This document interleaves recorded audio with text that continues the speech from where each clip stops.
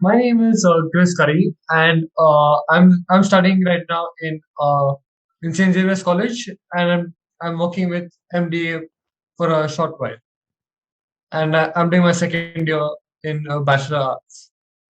Now we can send our guest, Mr. Rayomand to introduce himself. Sure. Thank you. Hope I'm audible. You can call me Rayo. Hi, my name is Rayomand. I am a design manager at Deloitte Digital. I have been working for about over in the industry now about 15 plus years, and I've mostly been in the design space. And I've been about 8 years in Deloitte. So it's nice to be here to share some of my experience. Yeah, it's good. It's good to have you here with your experience and your with what you've been through as well, and can get to know more about you. Yeah, it is true.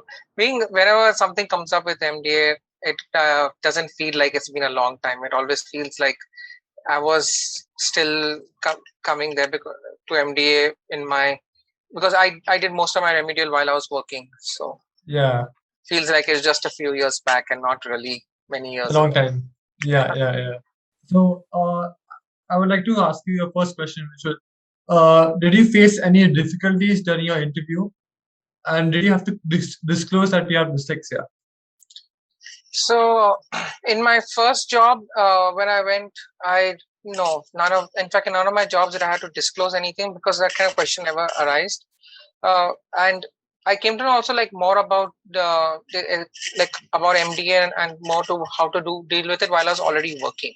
So in my first job, I never mentioned about any form of learning disability, and it's like nobody even asks. Also, it was like Hmm. you know out of like nobody questions that in those days. I'm talking 2005, and I came to MDA little later than that. Oh, Not okay. not in interviews. Nobody has asked that questions. And while giving your interview or before your interview, did you have any like experience that you felt, oh, what will happen with this if I do this, and with dyslexia basically, if dyslexia will come and play or anything like that? So let me tell you about my the current job which I'm in. So that interview, I remember it was around this time only October time I had given it about now 8 years back, and that time I was of course much aware of this learning disability that I have and things like that. But when you're giving an interview or in your job, I mean, today people ask, but in those days again like nobody asked. Even in the as a big company like Deloitte, they didn't ask about that, and because being in a creative field, it's not so much of writing which I need to do. If they ask me to do writing, yeah, I would have definitely, it would have been difficult. So I definitely had to work towards my strengths. And being in a creative field, uh, I like we didn't the question that they would ask you were not pertaining around that. It was more about the work that you've done because as a designer, as a professional, they look at your portfolio. Yeah, So my work had to speak for itself. yeah. And how did you cope up with the demands of the workplace at first? Like they must have asked you a lot of you. Yeah. So writing mails is a pain, and I'll say it even today. It Yeah, is difficult to write because, uh, but when it comes to work again, see, there are some people who kind of understand that you have a disability. There are people who kind of understand. Many people who don't understand, and they're like, "Oh, you don't look dyslexic," and I'm like always asking, "What does a dyslexic look like?" Nobody yeah, has an answer to that. There's a bit of ignorance, but at the same time, you have to kind of to cope with it. I mean, there are a lot of tools. Like I've always said in many past interviews, there are tools for writing better grammar. There are tools for helping you to form your sentences, and it takes practice. It takes a lot of practice to get that. And yeah, in work, uh, it was like somebody would write it down. I would have to then read it out loud to myself or sometimes like that because I would prefer by audio rather than something on email.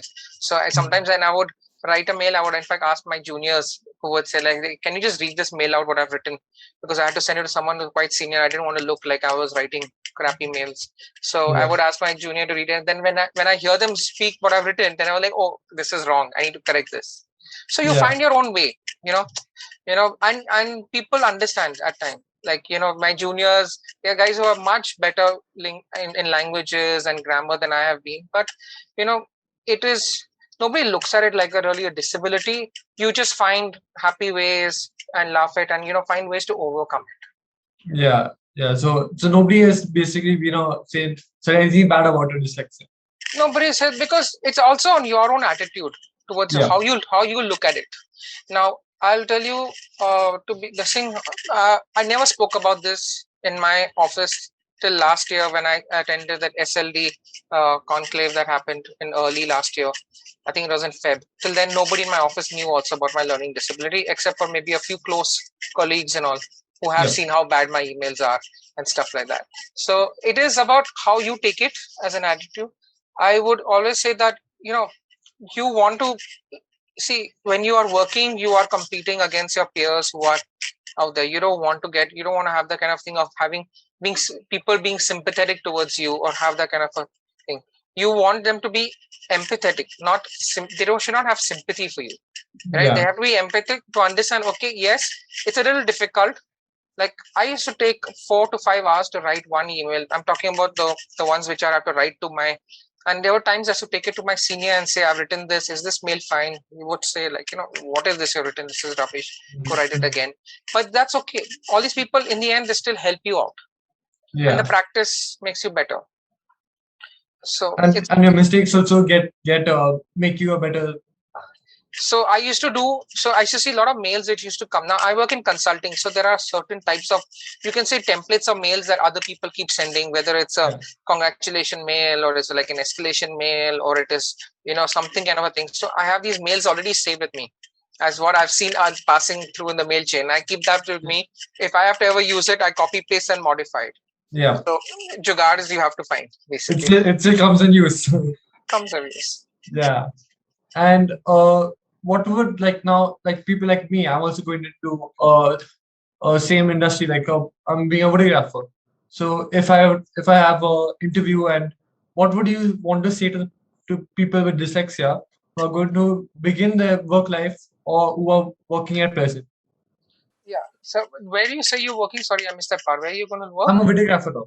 I'm a Video. freelancer. Yeah, Video. Amazing. Nice. yeah, So, uh, couple of things. Like I was, see, our studies and all, we don't really much have a choice what we study in college. I mean, we get exemption, but the papers we have to do it. So that's yeah, where the remedial help is help.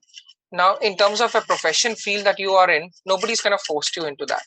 You are in this field because it's your passion. yeah, The what is very important is the attitude towards how you look at it. All right. If you look at dyslexia as a disability, it will sometimes it will become that. But if you look at it as your greatest asset, because I always tell people in my office and those who are listening, I said dyslexics are smarter than the average person, and they solve problems better than anyone else. yeah, We are problem solvers. Whether you do it like I said, jugaad, you keep mails, I ask somebody to read my work, we find solutions. yeah, Because of the struggles that we have in our schooling days, we found ways to cope with it. And I guess, in if now working for so long in this creative field, that I've seen is that all designers are basically, we are problem solvers, and dyslexics are probably the one of the best at that. So that's why you find a lot of them in the artistic field, because end of the day you are actually solving someone's problem in a creative way. yeah. And that, So you're basically getting your own. We're getting our own kind of ways to help us and go on with things. brains are wired differently, but that makes us unique, and that's, you have to kind of understand. I think it's taken me many years to understand really where my core strength lies. I had tried a lot of things. It's not like it's been very smooth. I've tried programming. I started my career as a video editor, by the way, like Oh, what you were okay. doing. Yeah, Yeah, I worked for a few months, but like, you have to try. You have to keep yeah, trying something different, something it will click. And none of the time you have to feel that, look, it is because of my dyslexia. It is not a disadvantage. You are in some things much better than everyone else. And if you're in a field that you're doing well in, you will have the patience and the determination to do much more in it. Understanding where your limitation is, obviously you want to keep working and improving, but don't let that bring you down. You should not feel like, okay, I can't do this, so means now I won't get a job.